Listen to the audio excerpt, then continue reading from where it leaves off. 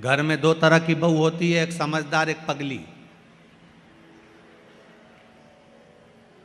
आप उसमें से कौन सी हो हमको नहीं मालूम, पर कल कथा में हमने कहा था कि जितने भी बैठे हैं सब पागल ही हैं, तो पगली बहू हो गया। दो तरह की बहू होती है घर में, एक समझदार एक पगली।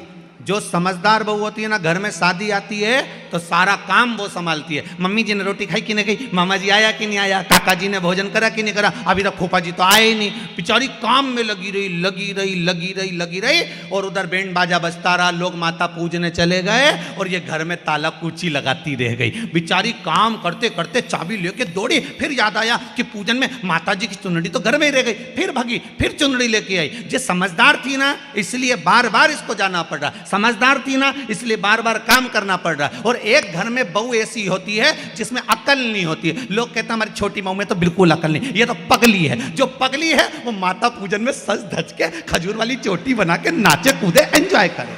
सबसे ज्यादा एंजॉय वो ही करती है जो पगली होती है।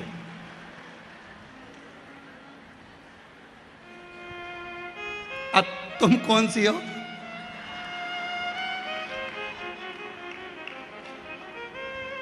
जो ज्यादा समझदार होता है उसको सारा काम करना पड़ता है, और जो पगली होती है सबसे पहले, जो समझदार बहू बेचारी काम में लगी रहे, मेहंदी लगाने तक की फुर्सत नहीं, और जो पगली वो सबसे पहले लगा दो। अच्छा वो मेहंदी वाली भी क्या यहीं तक लगा दूं जीजी?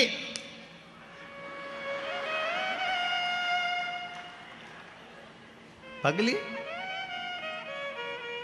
और पार्टी में भी सबसे पहले जाके पूरा स्टॉल निपटा दे, जितना स्टॉल लगा था नहीं सब। और इतने में दो बहनों तो बात ही करे, बताओ जीजी देख तो तेरी छोटी बहू को तो देख कितनी खाने में लगी है। इतने में सास बोले मेरी बड़ी बहू बहुत समझदार बेचारी, दिन भर काम करी है, तो सही में पगली है, सब दूर खा रही, एक से नहीं पूछा कि तुम खाओगा। अब किससे पूछो, किससे पूछे?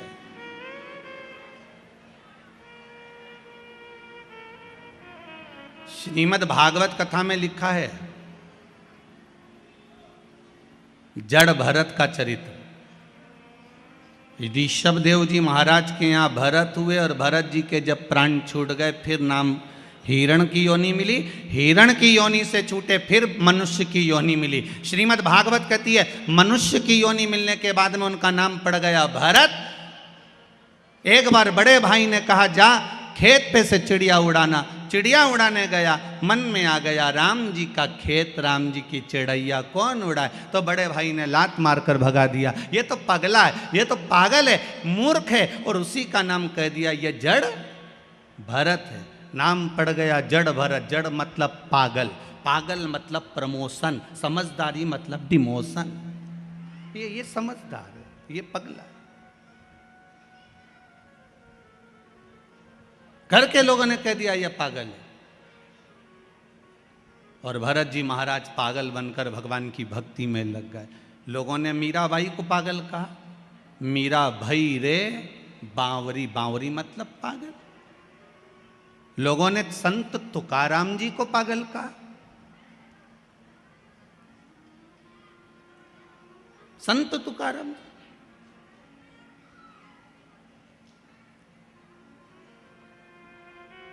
संत नामदेव जी को लोगों ने पागल कहा, रामकृष्ण परमहंस जी को लोगों ने पागल कहा।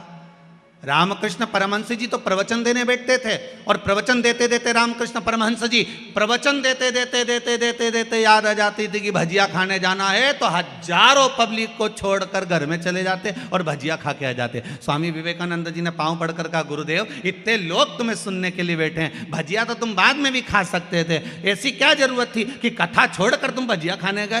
तो रामकृष्ण परमहंस जी ने कहा स्वामी विवेकानंद जिस दिन मैं भजिया नहीं खाऊं उस दिन समझ लेना कि मैं निपट गया।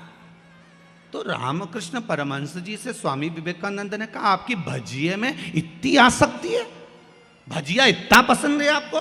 तो रामकृष्ण परमहंस जी ने कहा भजिया पसंद नहीं है, प्रवचन करते करते करते करते मेरा मन माँ जगत जननी जगदम्बा में समा जाता है, उस मन को लाने के लिए मुझे भजिया याद करना पड़ता है, इसलिए पृथ्वी पर जीवित बना रहता हूं। ये संत हैं, लोगों ने इनको पागल कर दिया। रामकृष्ण परमहंस जी को लोगों ने पागल कह दिया, संत तुकाराम जी को लोगों ने पागल कहा, नामदेव जी को लोगों ने पागल कहा।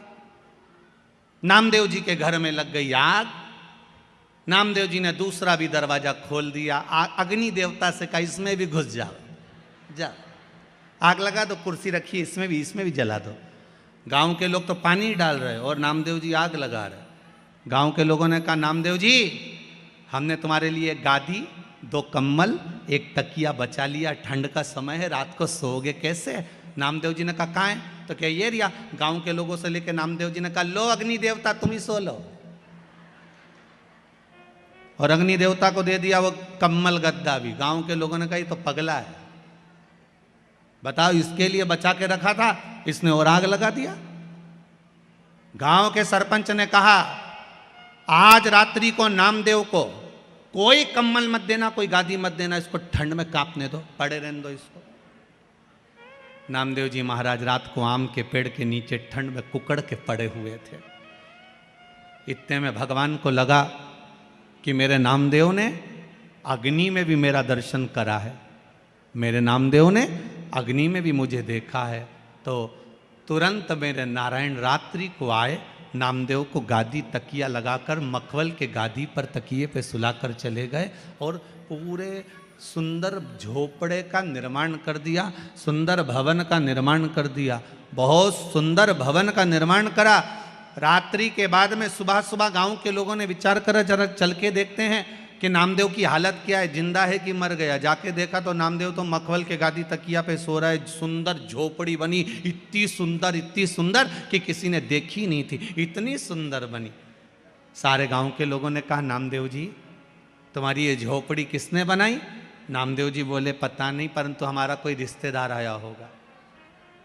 सारे गांव के लोग बोले नामदेव जी हाथ जोड़ के निवेदन है, एक आध मकान ऐसा हमारा भी बनवा दो। नामदेव जी ने कहा लगाओ आग, अपना अपना घर में आग तो लगा, अभी बन के तैयार। तुम आग लगाओगे मकान तैयार हो जाएगा, लगाओ तुम आग। पागल का, संतों को पागल का, भगवंतों को पागल का, भक्तों को पागल का। यहां तक शास्त्र कहता है जितने कथा बाचने वाले ये भी पगले, और जो कथा करवाने वाले वो भी पागल, और जो सुनने वाले वो भी पागल। सब पागलों की गिनती में हो। समझदार तो वो हैं जो कथा में नहीं आए, 8 बजे से दुकान पे जाए, 11 बजे तक कमा कमा कमा कमा धर धर धर रखते जा, जोड़ जोड़ जोड़ जोड़, आखिरी में सब यहीं छोड़। इतना बड़ा फोटो टेबल पे और प्लास्टिक के फूल की माला, और वो भी पंखे में हवा में डोले, इससे ज्यादा कुछ। और पूरा जीवन बस कमाने में गवा दिया, पर राम नाम, कृष्ण नाम, शिव नाम कभी नहीं गाया। वो समझदार। और हमें भगवान भोलेनाथ जी से कह देना हमको समझदार मत बनाना, हमें समझदार मत बनाओ, हमें तो आपकी भक्ति में, आपके भजन में, आपके स्मरण में हमें पागल बना कर रखो। हमें नहीं बनना समझ, हम आपकी भक्ति में डूबे रहे।